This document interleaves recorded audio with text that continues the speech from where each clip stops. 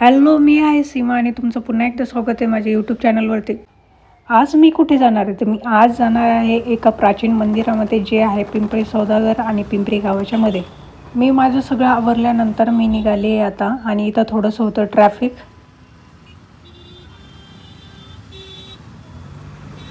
Clear झाल्यानंतर मी निघाले पुढे. इथं होतं पेंटिंगचं काम चालू. सकाळचं आवरून निघायचं म्हटलं तर मला रील्स पोस्ट करून व्हिडिओज पोस्ट करून मला 3 तरी वाजतातच.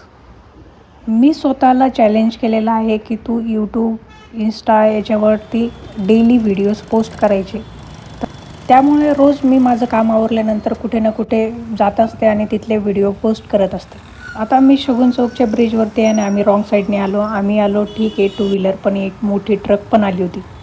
शगुन चौकमधून जो पिंपरी गावामध्ये रस्ता जातो मी तिथे आहे.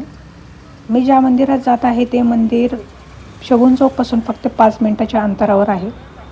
मंदिराची टायमिंग तर मला माहिती नाही आहे, पण मी जात आहे असंच. बघू आता मंदिर ओपन आहे की नाही, कारण बहुतेक तरी आता खूप मंदिरांचे असे टायमिंग ठरलेले आहेत की या वेळेतच ते चालू असतं. इथे एंट्रीलाच आहे शिवाजी महाराजाचं स्टॅच्यू. हे आहे काळ भैरवनाथ मंदिर. मला ज्याची भीती होती नेमकं तेच झालं. मंदिर हे बंद होतं आणि मंदिर आता 5 वाजता ओपन होणार होतं. आणखी एक मंदिर याजवळच आहे ते माझ्या पहिले डोक्यात होतं, जे आहे पिंपरी सौदागरच्या एंट्रीच्या अगोदरच आहे. हे आहे प्राचीन महादेव मंदिर, जे पिंपरी गावाचा ब्रिज संपतो आणि पण पिंपरी सौदागरकडे जात असतो तिथे मध्येच आहे. हे मंदिर मी खूप वर्षापासून बघत होते, पण इथे कधी दर्शनासाठी गेले नव्हते आणखी. तर आज फायनली मी या मंदिरामध्ये आलेले. एंट्री केल्यानंतर हे त्रिशूळ आहे. साईडला एक सभा मंडप आहे. प्रत्येक मंदिरासारखंच इथेही नंदी महाराज आहे महादेवाच्या मंदिरासमोर. हे आहेत नंदी महाराज. आता आपण मंदिराकडे जाऊया.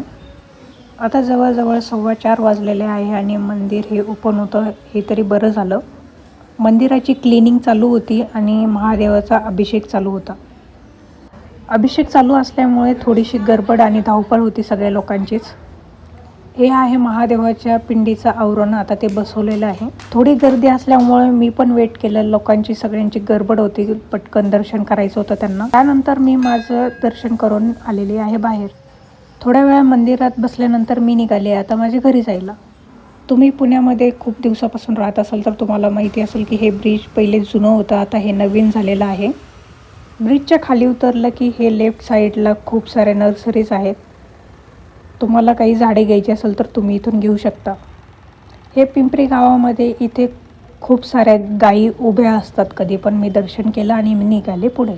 व्हिडिओ आवडला असेल तर लाईक करा, सबस्क्राईब करा. असेच मी डेली पोस्ट करणार आहे व्हिडिओ.